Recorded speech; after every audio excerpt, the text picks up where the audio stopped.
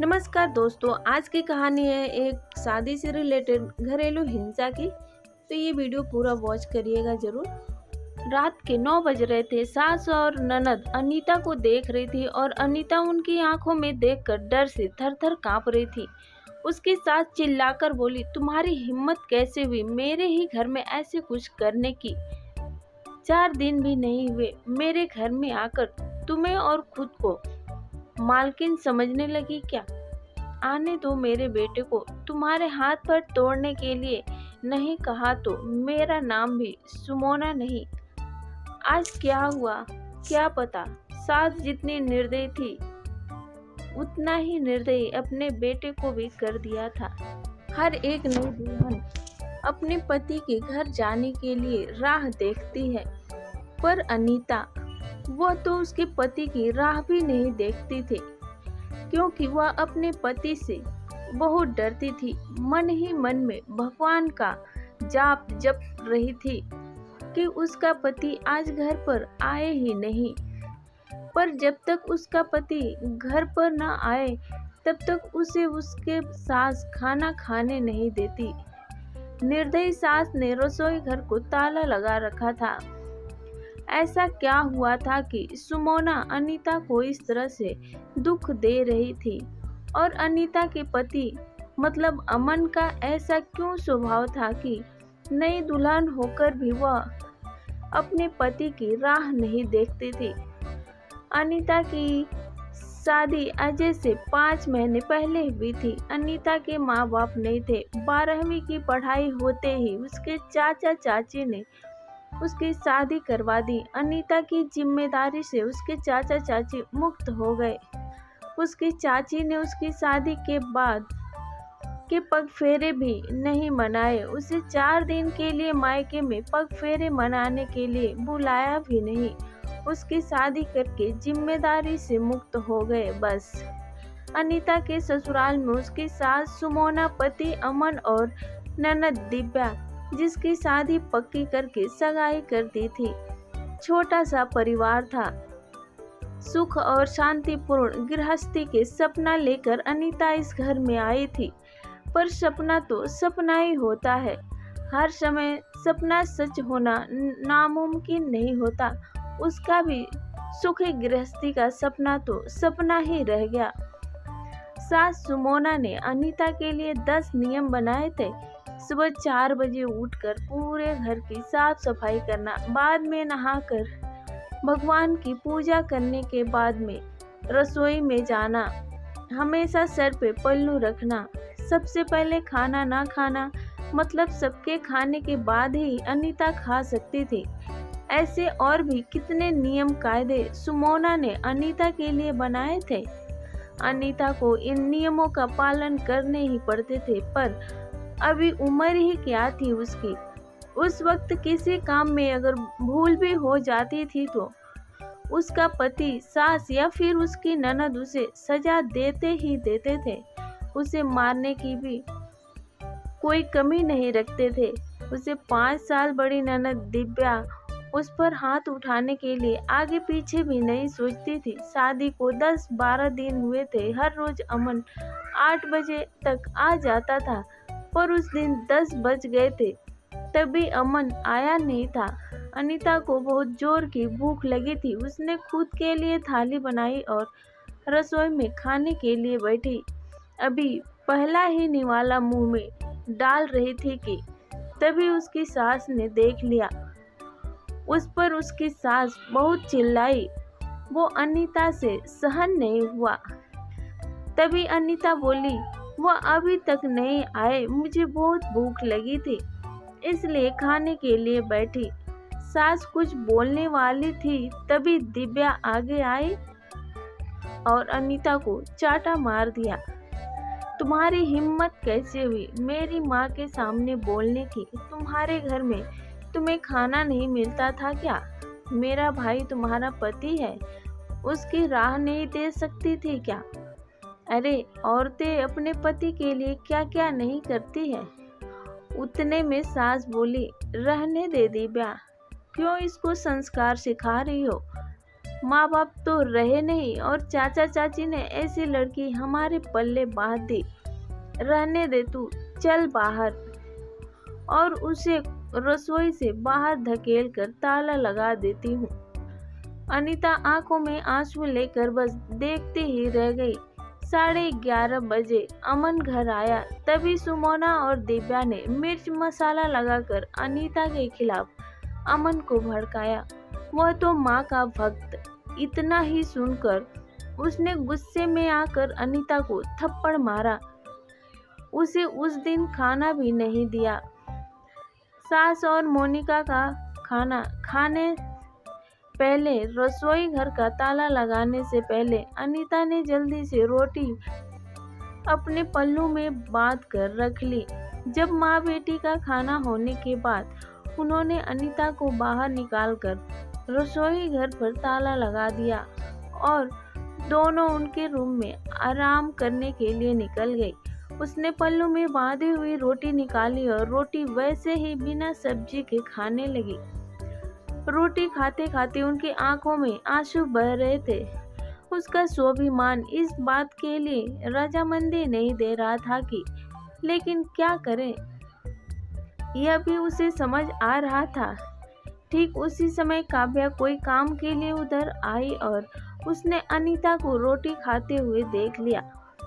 बस फिर क्या होगा, तमाशा चालू हो गया और उस वजह से अनीता भगवान से प्रार्थना कर रही थी कि अमन घर पर आए ही नहीं। क्या पता आज वो क्या करेगा। शादी के बाद इनके ही सामने खाना खाया था, तब भी थप्पड़ मारा था, पर आज तो रोटी चुरा कर खा रही थी।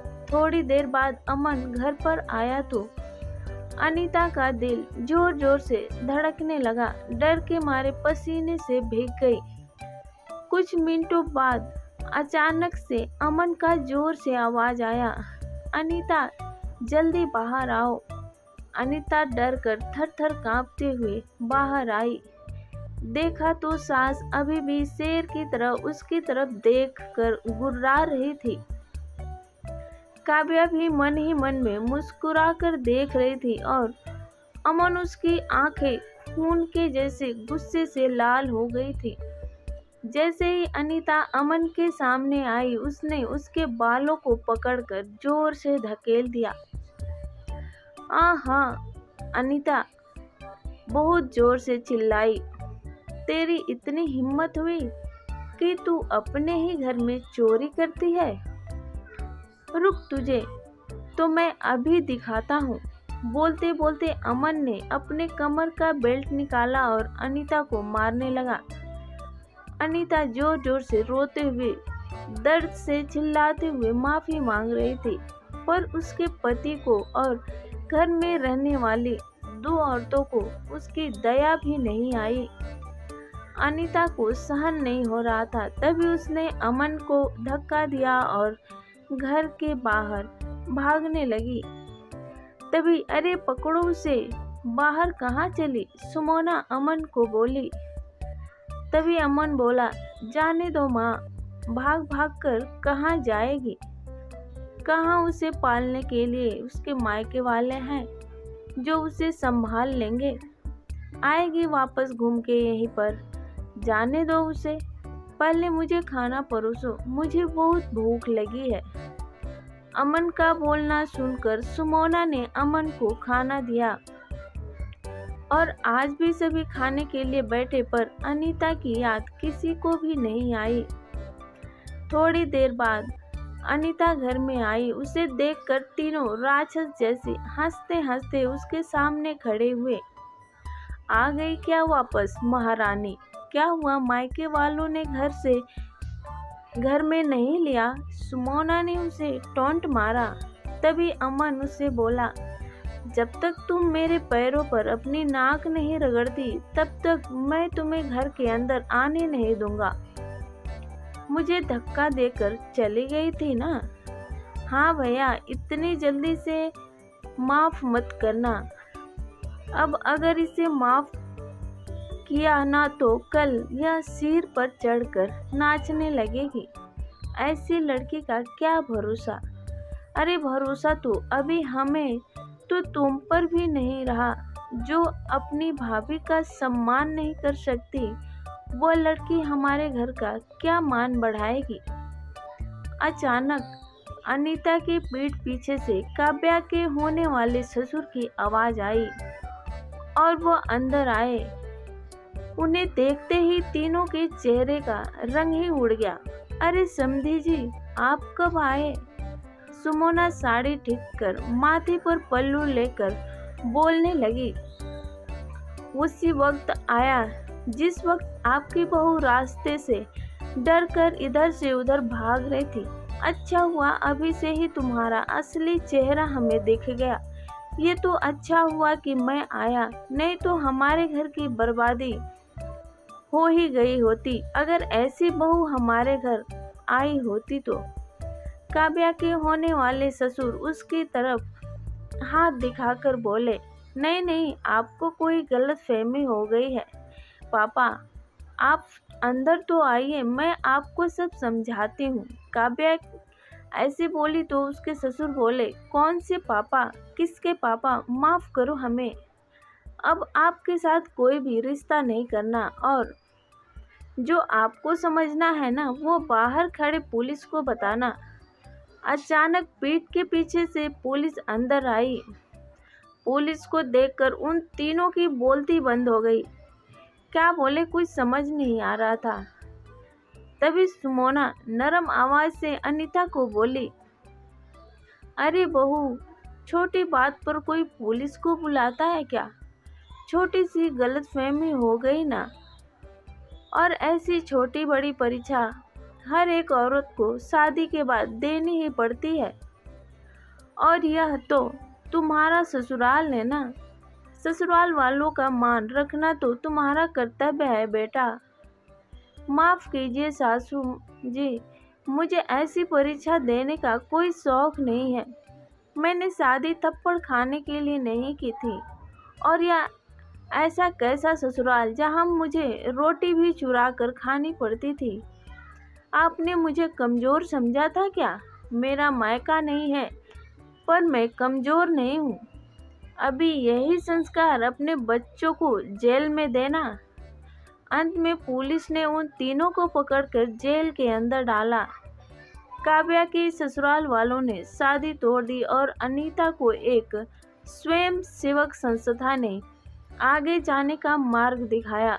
अनीता संस्था के साथ में काम करके लोगों को घर में होने वाली घरेलू हिंसा के बारे में जागरूकता फैलाने लगी।